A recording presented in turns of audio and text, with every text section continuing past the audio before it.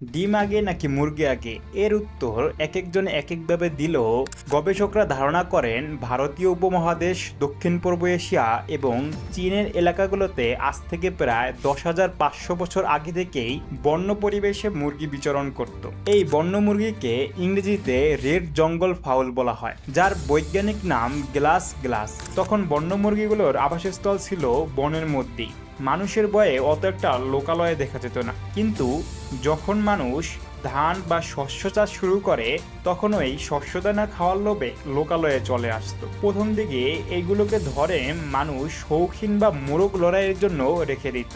সময়ের ক্রমে এগুলো মানুষের আশেপাশে থাকতেই শুরু করে। এভাবে মানুষের সাথে বুনো মুরগির একটা সম্পর্ক গড়ে ওঠে। মানুষ এইগুলোকে লালন পালন করতে শুরু করে, কারণ এইগুলো থেকে একদিকে যেমন ডিম সংগ্রহ করা যায়, অন্যদিকে আমিষের চাহিদাও পূরণ করা যেত। আরো বিশেষ কিছু কারণ আছে, যেমন এই মুরগিগুলো থেকে বংশ বৃদ্ধি করা যেত এবং লালন পালনের খরচও ছিল খুবই কম। আশেপাশে পড়ে থাকা শস্যদানা এবং পোকামাকড়ই ছিল ওদের একমাত্র খাবার। এভাবে বুনো মুরগি থেকে গৃহপালিত মুরগিতে রূপান্তর হতে থাকে, কিন্তু ধীরে ধীরে বংশবৃদ্ধি করতে করতে হাজার বছরের ব্যবধানে গৃহপালিত মুরগির মধ্যে নতুন বৈশিষ্ট্য বিকশিত হতে শুরু করে।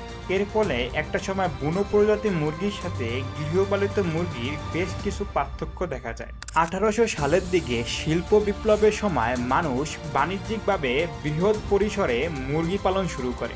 শত শত বছর ধরে প্রাকৃতিকভাবে এবং মানুষ কৃত্রিম প্রজনন ঘটিয়ে এসব মুরগির জাত উদ্ভাবন করেছে। বর্তমানে পৃথিবীতে 1600টিরও বেশি মুরগির প্রজাতি রয়েছে। একটি গবেষণায় দেখা গেছে মানুষের খাদ্য চাহিদা মেটাতে প্রতিদিন সারা বিশ্বে প্রায় 202 মিলিয়ন মুরগি জবাই করা হচ্ছে, আর বাংলাদেশে প্রায় 14 থেকে 15 লক্ষ মুরগি প্রতিদিন জবাই করা হচ্ছে। আজকের পর্যন্ত এই পর্যন্তই। আল্লাহ হাফেজ।